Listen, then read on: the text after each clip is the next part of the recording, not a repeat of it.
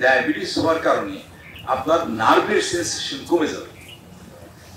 Diabetes রোগীদের peripheral neuropathy হয়, চোট লাগবে বুঝবে না। ডায়াবেটিস রোগী যদি ব্যথার কথা বলে আমরা কিন্তু খুব কেয়ার করি, বুকে ব্যথা ডায়াবেটিস, তাহলে আমরা খুব কেয়ার করি যে আসলে এই ব্যথা কিন্তু একটু তীব্র ব্যথা, ওনার অনুভূতি কম, এই জন্য উনি কম বলতেছে। অনেক সময় হার্ট অ্যাটাক হয়ে গেছে, ডায়াবেটিস বলে না একটু গ্যাস সেরকম বলে আমাদের কাছে আসে, অনুভূতি কম থাকে। পায়েরও নার্ভ আমরা দেখবেন ডায়াবেটিস রোগী আসলেই ডাক্তার সাহেবরা সব দেখার চেষ্টা করে, পায়ের পালস দেখার চেষ্টা করে, নার্ভের কন্ডাকশন ভেলোসিটি মাপে, নার্ভের সেন্সেশন কেমন আছে মাপে। এবং অনেক রোগী যারা দীর্ঘদিন ভুগবেন তাদের ই হবে, এই কি বলে এই পেরিফেরাল নিউরোপ্যাথিটা হবে। নাম্বার একটা বললাম, ডায়াবেটিস যাদের আছে তাদের ডায়াবেটিস কিন্তু কোনো সমস্যা করতে পারবে না।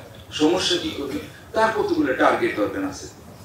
চোখের ভিতরে আমরা যে দেখি, চোখের ভিতরে রেটিনা আছে, রেটিনার ভিতরে আমরা যে প্রতিবিম্বটা পড়ে, এটা নার্ভাস কোড দিয়ে গঠিত। রেটিনাটা অপটিক নার্ভ থেকে রেটিনাটা আসে, এই রেটিনার ভিতরে সমস্যা হবে। ডায়াবেটিস রেটিনার ভিতরে সমস্যা হবে।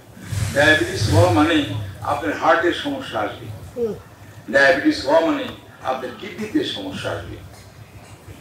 এই জন্য এখন জিনিসটা অন্যভাবে আছে। ডায়াবেটিস কি হয়, আমরা সবাই বলতেছি গ্লুকোজ এবং কি ইনসুলিনের একটা অ্যাক্সিস তৈরি করে, এটা দিয়ে আমার সমস্যা করছে।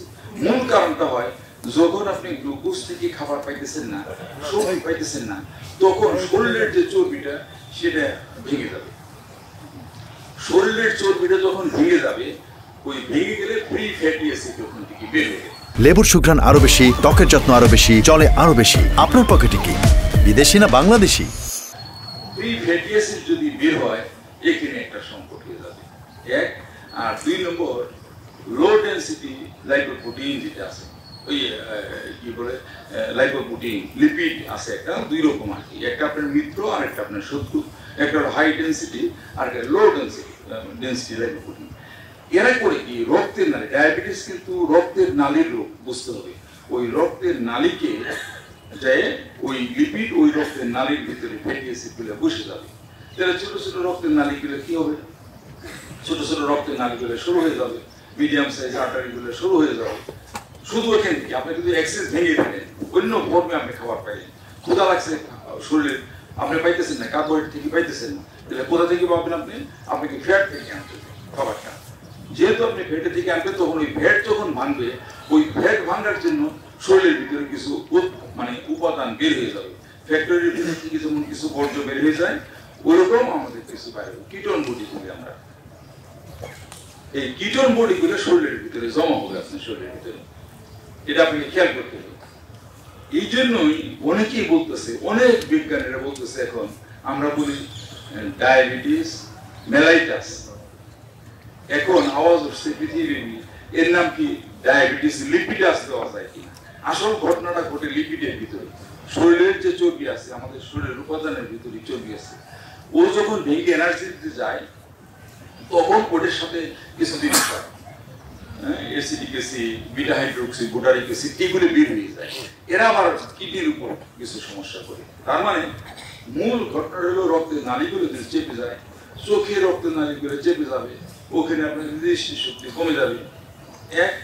দুই নম্বর হলো হার্টের রক্তের নালী আছে, হার্টের নিচের খাবার লাগে না, হার্টের নিচের খাবার লাগে, তাহলে ওই খাবার করোনারি আর্টারি, ওর আর্টারির ভিতরে যদি এরকম লেয়ার পড়ে যায়, ফ্যাটের লেয়ার পড়ে যায়, চর্বির চাকা পড়ে যায়, তাহলে কি হবে?